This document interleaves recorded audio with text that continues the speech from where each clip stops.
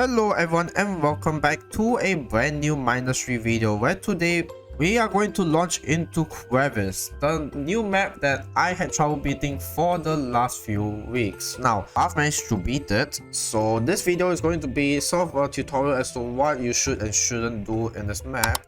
And also, it's going to be a very long rant about how I hate this new map and what is my industry's biggest problem as of right now, or at least in my opinion. So let's start with what you're actually supposed to do in this map. So the mistake that I made last time was that the first thing I thought about was exploring the region, which actually should be the last thing you do. Why? Because you're wasting a lot of time exploring the region. By a lot of time, I mean like 1 to 2 minutes, but these 1 to 2 minutes are very crucial for you to go ahead and plan or rather build the things that you need to build in order to, carry out the things that you need to do. So first thing that you need to do is to increase the amount of resources that you have. So as you can see, I've started out by increasing the amount of power that I have by building a new power generator, as you can see here. Now once we're done with that, we have to increase the resources that we are severely lacking of. So in this case, the resource that we're lacking a lot of is beryllium, and beryllium has been one of the largest issues in terms of helping us build whatever else we need to build for, the rest of the game. So what I did was to go ahead and build more beryllium, drills, or I don't remember what they're called.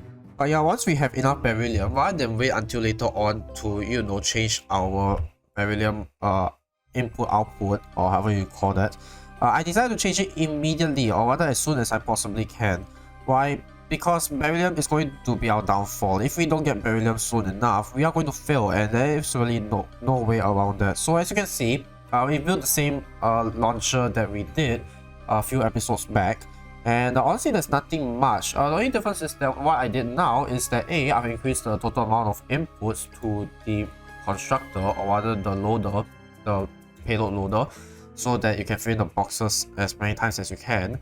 And B, I decided to cut off production of the boxes at 3 to 4 of them, because if you have more than 4 boxes, the whole system will jam and you won't get the beryllium cause, traffic jam and stuff like that. It is weird, but yeah. So I decided to have 3 input lanes into it and 2 output lanes for the output. And as for the output lanes, I made the system such that 3/4 of the resources go into the base, and then 1/4 of it goes into, defenses. Although I did change that later on so that the defenses do get more beryllium, but that's later on when we have enough beryllium so that we can build our other stuff. And speaking of building other stuff, now's the time for us to go ahead and build our air units. So we're going to go ahead and build our air units.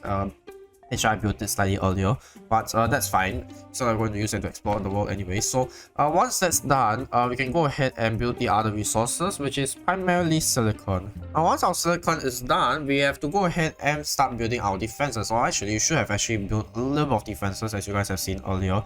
But it's not really that many defenses. It's mostly just 4 turrets in the front close to core. But we're building that close to core because, the enemies are going to bypass our defenses regardless.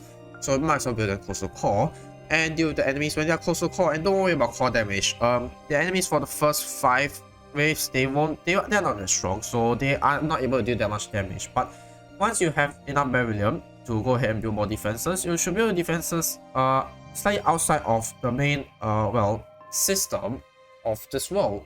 So yeah, you just have to do what I did here.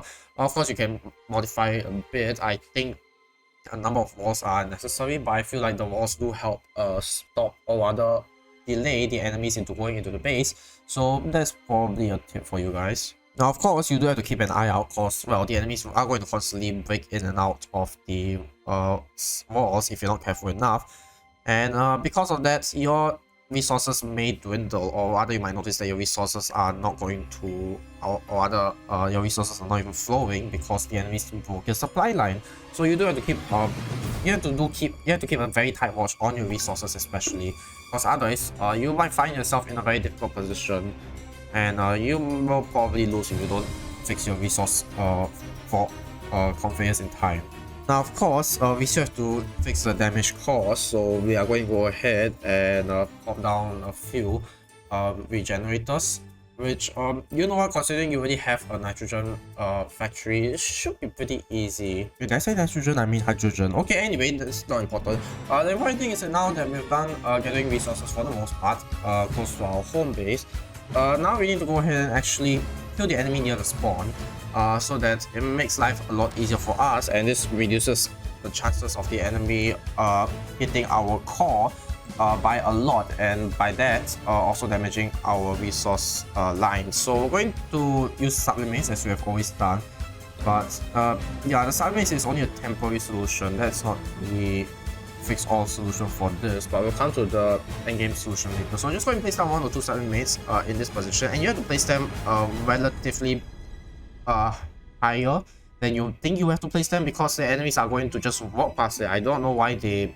don't go through the bottom half, but never mind, that's probably some AI nonsense that don't have time to discuss in today's video. Now, once you plot out 1 or 2 sublimates, you probably realize that, hey, we don't have enough titanium to continue building sublimates, so let's build titanium lines or a titanium factory. And it should be pretty straightforward. There is a place where you can mine titanium. You guys should probably see it by now or already seen it. So all you have to do is just build a supply line all the way to your base and then connect it to the other titanium line that is, you know, already flowing through there. When I say titanium, I mean tungsten. Why do I keep confusing the materials up? But anyway, once we're done with that, we can go ahead and actually start making some such alloy. And the such alloy will be semi-important later on, you guys will see. So just start building a search alloy factory so you can build up your search alloy. And also, since you need 10 heat units to make the search alloy, you might as well build a second oxide factory, which I mean you can, since you already have you know, enough oxide near your base. So might as well go ahead and do that. Now once you're done with that, you have to focus on the air defense now. So for air defense, I decided to get a few tree scatters that's all boosted by water. And of course, I decided to build a vault later on so that we do have a backlog of materials just in case something goes bad. And I think that's important. And also, now that we do have the time and resources, I decided to also harvest some thorium, because even though we don't strictly need thorium, I think it's nice to have, well, an input of thorium. I mean, we do need thorium to build more of the air defenses, but after that we don't really need it, but still it's nice to build up some thorium, right? So now that you've sort of finished building up your resources, now the only thing that's left to do is to upgrade all your defenses that's close to the enemy spawn. So what we're going to go ahead and do is get a lot of sublimates, and by a lot I mean a lot. It's going to be the most amount of sublimates that you have ever seen. And well, I'm going to talk about that thing later on, but I've also decided to, you know, upgrade the walls as well. And I also decided to get 2 more defenses, which is specifically the Titan and the lych. Now you just need to have 1 of each because these are very resource intensive defenses, so it's probably not the best for you to go ahead and grab a lot of these, even though they are powerful. And second, it's enough to deal damage, so it should be fine. I mean, I did survive, and this video is out, so you guys should know the results of that. But also, something that I should have done earlier once I'm done with that is to actually build air defense. Not build air defenses, but to build air units, tier 3 air units. And I should have done that earlier. I did do that later on. And those tier 3 air units will become very important later on. But if you don't have time to build tier 3 air units, I think tier 2 should work just fine, but you have to be very careful about it. It might be possible to survive without air units, but I have no idea whether that is possible because I haven't tested that out. I think you can, but there will be a lot of damage done to your defenses. But honestly, it's not like you need the defenses anymore for the final wave, right? Because the final wave is the Guardian, and you do need, and that's where the units come in. But when the unit comes in is near the end of the game. Once the Guardians come out, you want to use them to, well, distract their cannons by sending the units behind them, so that while the cannons are focused on your units, your defenses can go ahead and, you know, clear them out, just defeat them. So the idea is that they waste their ammo on you and not on defenses, and therefore your defenses break less, meaning that there's a high chance for the defenses to actually take care of your enemies, blah blah blah. You guys get the point. And once you're done, yeah, that's about it. It's honestly, it's a pretty challenging map in the sense that you do have to do everything quickly. you have to pray that the enemies don't overwhelm your defenses, and you don't have to pray that you're observant enough for you to not die. So yeah, this map is very challenging indeed, but I would say that it's quite fun. But then comes my major complaint with this, and something that I don't think was ever well fixed or addressed in Mindustry, and that is the lack of save. Like, think about it, every other game there's a save, like unless you're counting games like Cuphead, but like come on, it's Cuphead. But like, if you think about it, every other games have save, and you think for a game like Mindustry, it will make sense for you to have a save, right? Like, think about it, you instead of having zero saves, or even an auto save, you can just manually save. So every time you screw up, you can just head back and try again. Like, if you noticed earlier at wave 26, which was what I wanted to mention just now, you noticed that the enemies actually went around my base, and I was die if I didn't notice that at the last minute. Because if the enemies went around my base and I didn't notice that, they would have overwhelmed the defenses that's close to my core, and I definitely would have died and I would have been mad all over again. So hence why the save, by the way. So yeah, if there was an auto save, or maybe a save like every 5 hours maybe, or maybe you just automatically save like the fifth round before your current wave. But either way, it would have solved a lot of problems. It would have prevented me from restarting this map many times actually, because it was wave 26 that always kills me, and it wasn't until this one that I noticed why I keep dying. So it's kind of a disappointment that there's no autosave in Mindustry, or there's no save feature for that part, because everything is automatically saved, and the save button is sort of useless because you can't create multiple saves. So it's going to be difficult for me to progress, because it's like you make one small mistake, but like you can't undo or adjust that mistake that you made, and it's going to be really annoying for you to redo the entire map just to fix that one mistake.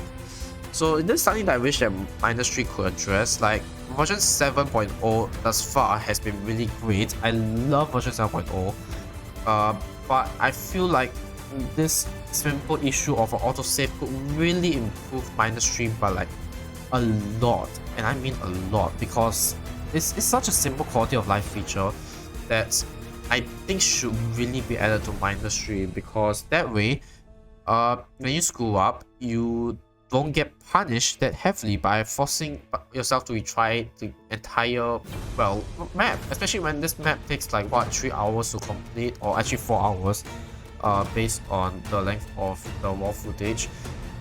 It takes 4 hours for me to complete this entire map, and it's not because of the long rounds, it's because of the amount of time I need to spend to build everything that is needed to defend this place. So yeah, I think it would be great if Mindustry have this sort of save feature, but I know Erikir have just released version 7.0, does deserve a break, but I wish that this was something that was implemented earlier, and as good as this update is, I wish that this was something that's added.